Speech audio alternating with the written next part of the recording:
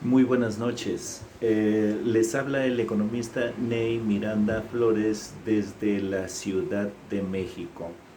Esta vez quiero hacer un video para representar y para renombrar dos acontecimiimientos importantísimos que han sucedido aquí en la República Mexicana. Uno de ellos se refiere a las fiestas patrias, lo que acá se denomina el Grito de la Independencia, y otro al desfile militar. Pues empecemos con el primero. Como vemos acá en este sitio emblemático, en el Zócalo de la Ciudad de México, se encuentra el presidente y su señora esposa en un compás de espera. Quisiera que observen ustedes qué va a pasar debido a este espacio de tiempo un poco singular. Lo curioso es que está protocolizado. El presidente mira su reloj y lo hace en varias ocasiones en realidad, pero es parte de este programa. Como sabemos, con el grito se inicia la lucha por la independencia en México. Y es precisamente una ciudad pequeña llamada Dolores, que se encuentra situada en el estado de Guanajuato, que empiezan a repicar las campanas mientras el cura Miguel de Hidalgo y Costilla convoca al pueblo con arengas y vivas. Pero ¿quién realmente, nos preguntamos, quién realmente tocó las campanas? ¿Fue el mismo cura Hidalgo o fue otra persona?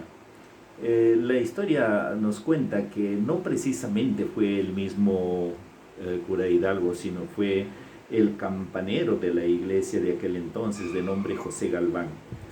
Mientras Hidalgo se sabe que tenía 57 años, salió a la puerta de la iglesia que queda en Dolores a arengar y a dar vivas. Y es precisamente una de las cosas muy interesantes que aquí quisiéramos mencionar. Como vemos, haciendo un alto, el presidente ya se acerca hacia el balcón de este emblemático edificio para dar las arengas correspondientes. Lo que decía, ¿qué realmente es lo que dijo Miguel de Hidalgo en aquel entonces, en la madrugada del 16 de septiembre? Pues la historia da cuenta de 4 arengas, 4 vivas. ¿Cuáles son estas?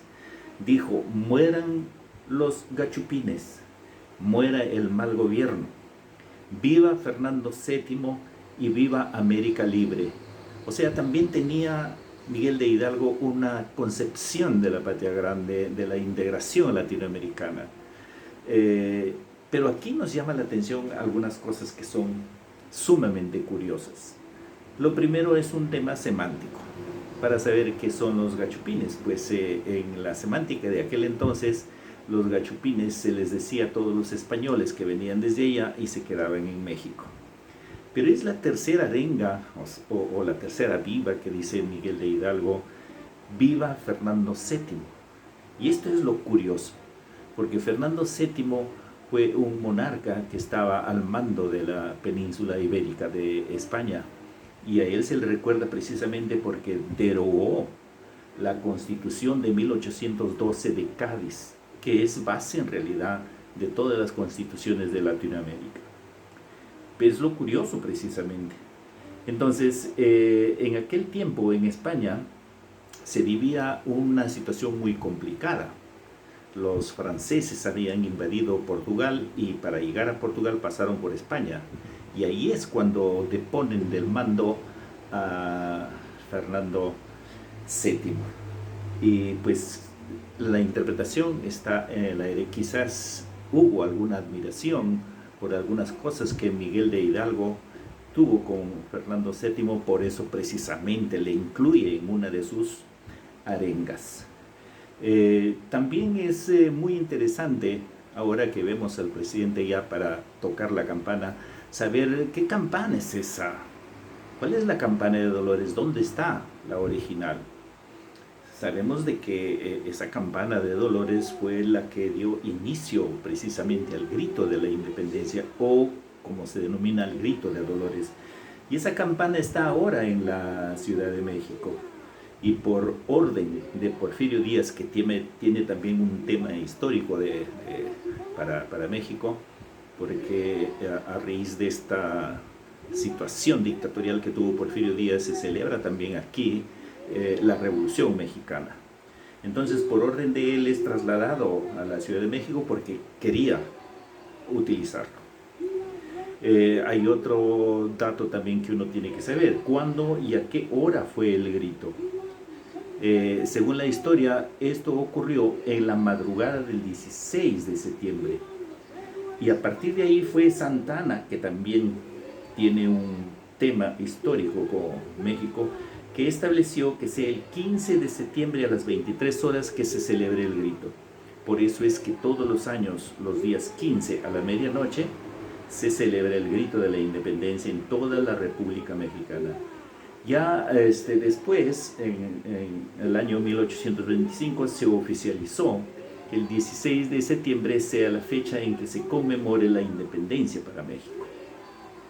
Bueno, nos preguntamos, ¿qué estaba pasando en aquel entonces? En algún momento también me hice esa pregunta: ¿quién gobernaba México en aquel entonces de la gesta revolucionaria? En resumen, aquí había un caos, había muchas revueltas por todas partes, y en la península ibérica, o sea, en España, también había una situación de invasión por parte de los franceses a España con Napoleón Bonaparte.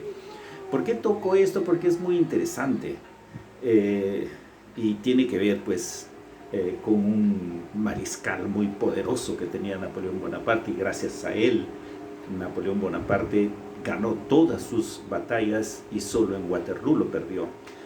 Para sorpresa de muchos, yo creo, y para mí fue en algún momento, ese mariscal se llamó el mariscal Ney. Bueno, esa es la historia de lo que es la Revolución Francesa.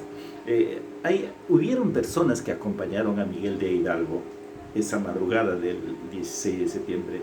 Los más conocidos y que se les considera héroes de la patria son Allende, Aldama y Abasolo. También se le menciona a doña Josefa Díaz de Domínguez. Se sabe que estaba en Querétaro, porque Querétaro era el centro de las operaciones de la insurgencia.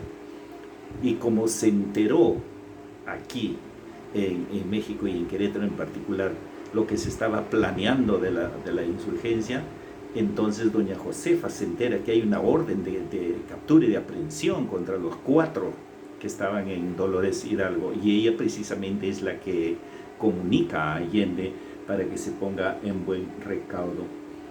Pues estas son las curiosidades del grito, y a partir de ese año tuvieron que pasar 11 años, precisamente en 1821, para que ingrese triunfante el ejército trigarante y se declare definitivamente la independencia de México. Esto es algo muy sintomático, porque a nivel latinoamericano también existen naciones como en Perú, mi país, que se celebra la independencia el 28 de julio de 1821. Vamos a retomar la reacción ahora ya para el siguiente acontecimiento, que es el desfile militar que fue realizado el 16, o sea, el día de ayer. Aquí hay algo en particular, hay una curiosidad muy importante. Fíjense, el único presidente latinoamericano invitado al estrado de honor, invitado a esta ceremonia, fue el presidente de México, el presidente de Cuba y su señora esposa. No hubo más presidentes. Eso es algo muy curioso, muy singular. Y claro, tiene su lectura, tiene su interpretación. ¿Cuál es esa interpretación? Es decir, podemos entender que esta decisión del presidente, para mi concepto en particular, y también lo reforzó en su mensaje, es de un claro e incondicional apoyo al pueblo cubano y también al gobierno cubano por la circunstancia histórica que está pasando. Este es un tema de discusión muy amplio, pero también es un mensaje que emite el presidente de México a toda Latinoamérica. Eso se tiene que tener presente.